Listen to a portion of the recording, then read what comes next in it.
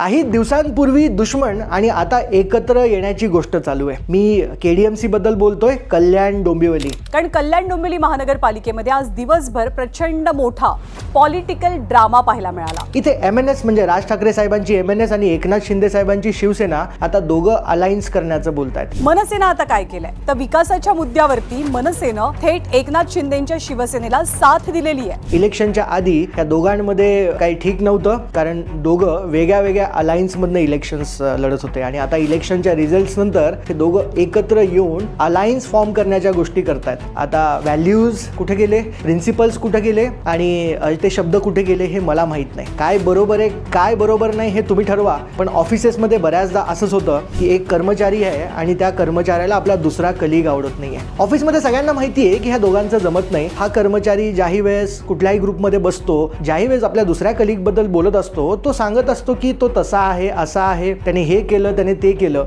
पण काही दिवसांनंतर ज्यावेळेस एका प्रोजेक्टवरती काम करण्याची वेळ येते, पॉवरची वेळ येते, प्रमोशनची वेळ येते, पैशाची वेळ येते आणि जर दोघं सोबत काम करणार असतील तर फायदा होणार असेल असं कुठेतरी येतं, त्यावेळेस हे दोघं सोबत काम करायला तयार होतात. अशा परिस्थितीमध्ये बाकीचे कर्मचारी यांच्या भवया उंच होतात आणि त्यांना समजत नाही हे चालू काय. बघा, आता शॉर्ट टर्म साठी ते जर मिळत असेल पैसा, प्रमोशन किंवा पॉवर, शॉर्ट टर्म मध्ये काही डिसिजन्स घ्यायचे असतील तर काही लोक घेतात आणि काही लोक लॉंग टर्मचा विचार करतात.